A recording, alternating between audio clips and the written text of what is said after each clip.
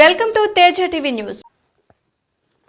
కొత్తవలస మండలం మంగళపాలెం గ్రామంలో ఎస్కోట శాసనసభ్యురాలు కోళ్ల లలిత కుమారి ఆధ్వర్యంలో నిర్వహించిన ఇంటింటికి తెలుగుదేశం సుపరిపాలనలో తొలి అడుగు కార్యక్రమంలో రాష్ట్ర వ్యవసాయ శాఖ మంత్రి కింజరపు అచ్చెన్నాయుడు పాల్గొన్నారు. ఈ సందర్భంగా మంత్రికి కోరుబిల్లి ఉపేంద్ర మరియు తెదేపా వర్గీయులు ఘన స్వాగతం పలికారు. ఈ సందర్భంగా మంత్రి అచ్చెన్నాయుడు మాట్లాడుతూ రాష్ట్రంలో కూటమి ప్రభుత్వం ఏర్పడిన ఏడాదిలో జరిగిన అభివృద్ధి, సంక్షేమం, సూపర్ 6 పథకాల అమలుని ప్రతి ఇంటికి తీసుకువెళ్లాలన్న ప్రధాన ఉద్దేశంతో సుపరిపాలనలో తొలి అడుగు ఇంటింటికి తెలుగుదేశం కార్యక్రమానికి శ్రీకారం చుట్టామని అన్నారు.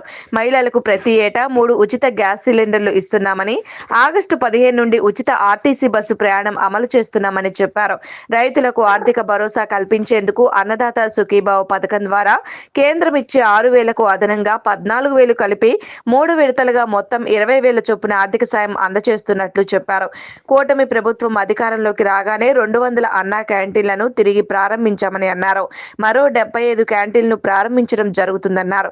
ఈ కార్యక్రమంలో అనకాపల్లి మాజీ ఎమ్మెల్యే, ఏపీ ఫైనాన్స్ మరియు ఇన్ఫ్రాస్ట్రక్చర్ చైర్మన్ పీలా గోవింద సత్యనారాయణ, రాష్ట్ర కార్యనిర్వహణ కార్యదర్శి కోళ్ల బాలాజీ అప్పల్ రాంప్రసాద్, డీసీఎంఎస్ చైర్మన్ గొంపా కృష్ణ,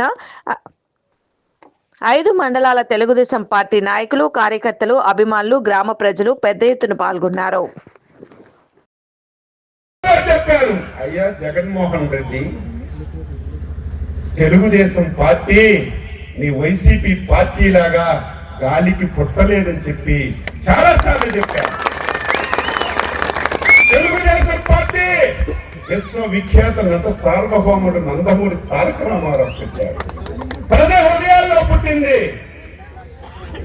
ఈ రోజు మంగళం పాలెం లాంటి గ్రామాలు ఉన్నాయి కాబట్టే ఈ పార్టీని ఎవరు ఏమీ చెయ్యలేరని మళ్ళీ గంటాపదంగా మీ అందరికీ తెలియజేస్తున్నాను. 2019, 24 బాధలన్నీ చూస్తే మళ్ళీ అధికారంలోకి వస్తామా లేమా అని అనుమానం వచ్చింది. 2024లో మీరు నేను ఎవ్వరం ఊహించని విధంగా 164 స్థానాలతో ఎన్డీఏ ప్రభుత్వం వచ్చిందంటే వేదిక మీద ఉన్నటువంటి మేము కారణం కాదు. అనునిత్యం పార్టీ కండపడి ఆస్తులు కోల్పోయి అవమానాలు పడి పార్టీని భుజం మీద వేసుకుని మోసినటువంటి కార్యకర్తలు లేనని చెప్పి సందర్భంగా 2024లో అధికారంలోకి వచ్చాం. ఎన్ని బాధలు పడ్డామో మనందరం చూసాం.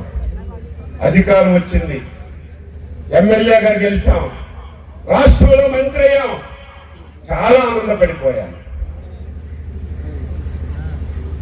ఎన్నికల్లో నిరంతరం ప్రజల దగ్గరికి వెళ్ళాం, ప్రతి గొడపెక్కాం. ఏమమ్మా మమ్మల్ని గెలిపించండి, ఈ సంక్షేమ పథకాలు మీకు అందిస్తాం, మీకున్నటువంటి సమస్యలు పరిష్కరిస్తామని మా నాయకులు, కార్యకర్తలు ఊరు వాడ తిరిగి చెప్పారు. తీరా అధికారం వచ్చింది. మంత్రిగా బాధ్యతలు తీసుకున్న తర్వాత ప్రభుత్వంలో లోతంతా తెలుసుకుంది. అప్పటికే 12 లక్షల కోట్లు అప్పు చేశారు. ఏ శాఖలో చూసినా బాకీలు బాకీలు బాకీలు తప్ప ఇంకొకటి లేదు. ఆ రోజుకి పనులు చేసిన కాంట్రాక్టర్లకి 1,50,000 కోట్లు అప్పు ఇవ్వాలి. మధ్యాహ్నం వంట చేసిన ఆడవాళ్ళకి జీతాలు ఇవ్వలేదు, ఉద్యోగస్తులకి జీతాలు లేవు. ఏంట్రా నాయన అధికారం వచ్చింది, చేతిలో చిల్లిగా అవ్వలేదు, ఏం చేయగలం, అవమానాలు పడతామని భయపడ్డాం. అయితే ఆంధ్రప్రదేశ్ ప్రజల అదృష్టవంతులు. చంద్రబాబు నాయుడు లాంటి వ్యక్తి మన రాష్ట్రంలో ఇక్కడ మనకి ముఖ్యమంత్రి కావడం. 2024 జూన్ 12న చంద్రబాబు నాయుడు ముఖ్యమంత్రిగా బాధ్యతలు తీసుకున్నప్పటికీ ఆంధ్రప్రదేశ్ ప్రభుత్వం వెంటిలేటర్ మీద ఉంది. వెంటిలేటర్ అంటే తెలుసు కదా, చనిపోయిన వ్యక్తికి పెడతారు డాక్టర్లు, అది పీకితే వెంటనే ప్రాణం పోతుంది. ఆ పరిస్థితిలో రాష్ట్ర ప్రభుత్వం ఉంది. సమర్థవంతంగా చంద్రబాబు నాయుడు గారు పని చేయడం ఒక ఎత్తు అయితే, ఆంధ్రప్రదేశ్ ప్రజలు 22 ఎంపీ స్థానాలు గెలిపించి కేంద్రంలో మన రాష్ట్రానికి గౌరవం పెంచారు. ఎప్పుడైతే 22 ఎంపీ స్థానాలు గెలిచామో మోడీ గారు కూడా మన మీద అభిమానం పెరిగింది. మోడీ గారు కూడా ఈ సంవత్సరం వీలైనంత సహాయం అందిస్తున్నారు. కాబట్టి ఒక్క సంవత్సరం తర్వాత మనం వెంటిలేటర్ మీద నుంచి ఆక్సిజన్ పీల్చుకునే స్థాయికి వచ్చాం. ప్రజలందరికీ అవసరం లేదు అచ్చెన్నాయుడు మైక్ పట్టుకొని సోది చెప్తే అవసరం లేదు. మీరు ఏం చెప్పారు, ఏమిస్తారనేది ప్రజలకు కావాలి. అది తప్పకుండా మీరు ఎంతవరకైనా ప్రయత్నం చేసి తమరు ఈ సాయం చేస్తారని అపూర్వమైన నమ్మకం తమ పైన ఉంది. రాము గారు బాబు దృష్టిలో పెట్టి తప్పకుండా మాకు ఈ సమస్యను పరిష్కరించి వాళ్ళకి ఏదైతే ఫుట్ ఓవర్ బ్రిడ్జ్ అడుగుతున్నారో తమరు తప్పకుండా డిఆర్ఎం గారితో ఒక సమావేశం తమరు అన్నట్టు ఏర్పాటు చేసి స్థానికులు కొంతమంది మా ప్రజాప్రతినిధులు కొంతమంది పిలిచి తమరు ఈ సమస్యను భరత్ గారికి కూడా చెప్పాం. మరి పార్లమెంట్ లోకి ఆయన కూడా వెళ్ళారు కనుక వారు కూడా ఆ రోజు వస్తారు.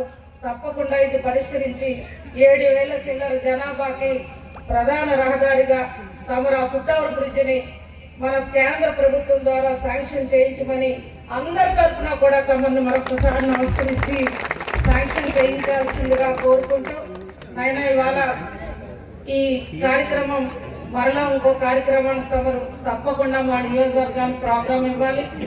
ఏది ఏమైనా ఈనాటి కార్యక్రమంలో తమరు రావడం మా అందరికీ ఒక అదృష్టం.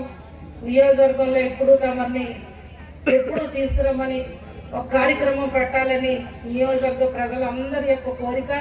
మరి ఇవాళ మా ఇంట్లో కూడా పెళ్లి నిమిత్తం ఇంకా పెద్ద కార్యక్రమం చేయలేకపోయాను. మరి ఏవైనా చిన్న చిన్న పొరపాట్లు ఉంటే మన్నించమని తమకు తెలియజేస్తూ ఈ సభకు హాజరైన వేదికపై ఉన్న మరి గౌరవ ఎక్స్ఎమ్మెల్యే గారు గోవింద్ గారు, అలాగే కృష్ణ గారు సోదరులు, మా మరదలు సుగమ్మ, ఇంకా 5 మండలాలు తెలుగుదేశం పార్టీ కుటుంబ సభ్యులు, ముందు ఉన్న ప్రజలందరికీ పాత్రికేయ సోదరులకు నమస్కరిస్తూ తమరు పూర్తిగా మరి ఇవాళ ఎన్నో కష్ట నష్టాల్లో చంద్రబాబు గారికి కుటుంబంగా తమరుండి ఇవాళ ప్రభుత్వానికి తోడుగా సంక్షేమాలన్నీ కూడా ముందుకు నడిపిస్తున్నారు. మా అందరికీ అవి తెలుసు, ప్రజలకు కూడా తెలుసు. గత ప్రభుత్వం నిర్లక్ష్యం మనకు దృష్టం 25 ఏళ్ళు వెనక్కి వెళ్ళాం. ఈనాడు ప్రభుత్వంలో మీ అందరి సహకారంతో చంద్రబాబు గారు, మోడీ గారి ఆశీర్వాదంతో, పవన్ కళ్యాణ్ గారి సహకారంతో ముందుకు నడిపిస్తూ ఏవైతే ఎన్నికల హామీలు కానీ సూపర్ 6 కానీ కొన్ని అమలు చేసుకుంటూ ముందుకు వెళ్తున్నారు. మరి తమరు ఈ అన్ని అంశాల మీద ప్రజలకు కూడా వివరించి ఇంకా ఇవే కాదు నాయన, నేను ఇంకా మంగళపాలానికి కొత్త ఇళ్ళ పట్టాలు ఇవ్వాలి, హౌసింగ్ ఇవ్వాలి, ఇంటింటికి కొళాయిలు ఇవ్వాలి, కొత్త రేషన్ కార్డ్స్ ఇవ్వాలి, ఒక్కొక్కటి అంచెలంచెలుగా 4 ఏళ్ళలో పూర్తి చేసే బాధ్యత కూడా నేను తీసుకుంటాను. ఏదైతే మంచినీళ్ళు మన ప్రభుత్వంలోనే తాతగారు ఉన్నప్పుడు ఉన్న ట్యాంక్ చాలకపోతే 14-19లో ట్యాంక్ ఇచ్చాను ఆయన. మళ్ళీ ఇప్పుడు అదే ప్రాజెక్ట్లో త్వరలో కొబ్బరికాయ కూడా కొట్టబోతా ఉన్నాం. మరొక ట్యాంక్కి ఇక్కడ శాంక్షన్ ఇవ్వమని అధికారులకు కూడా చెప్పాను. అది కూడా త్వరలో కొబ్బరికాయ కొడతా. మా ఆడబిడ్డలంతా నన్ను అర్థం చేసుకొని మన ఏదైతే రాష్ట్రం అంతా ఒక్కొక్క నియోజకవర్గానికి వస్తున్న పథకాల్లో మరి వాటితో పాటుగా మరి నాకు కూడా వస్తాయి. కానీ మరి ఇప్పటికిప్పుడంటే కొంచెం నన్ను అర్థం చేసుకోవాలని తప్పకుండా ఇంటింటికి కొళాయిలు ఈ 4 ఏళ్ళలో పూర్తి చేసే బాధ్యత నేను తీసుకుంటానని మరొకసారి తెలియజేస్తూ మరొకసారి తమరు ఇవాళ ఈ కార్యక్రమానికి రావడం రాంప్రసాద్ గారు, అదే మా భార్యాభర్తలు ఇద్దరికి, మా కుటుంబానికి ఎంతో సంతోషం. మన నియోజకవర్గ కార్యకర్తలందరికీ కూడా తమరు వస్తే ఒక ధైర్యం, భరోసా ఇవాళ మళ్ళా పూర్వవైభవానికి ఇవాళ వచ్చారు. తమకు మరొకసారి మా కుటుంబం తరఫున, మా భార్యాభర్తలు ఇద్దరు తరఫున, మా అందరి తరఫున చప్పట్లు తమకు మరొకసారి నమస్కరిస్తూ సెలవు తీసుకుంటున్నాను. ఫుట్ ఓవర్ బ్రిడ్జ్ మాత్రం తమరే శాంక్షన్ చేసి మేమెవరం కూడా కొంత వాస్తవానికి వెళ్ళి అడిగాం, రిక్వెస్ట్ చేసాం, చేయలేకపోయాం. ఏది ఏమైనా తమరే చేయాలి, ఈ క్రెడిట్ అంతా తమకే దక్కాలి, తమ చేతుల మీదుగా శంకుస్థాపన చేయాలని చెప్పి మరొకసారి మిమ్మల్ని కోరుకుంటూ నమస్కరిస్తూ సెలవు తీసుకుంటాం.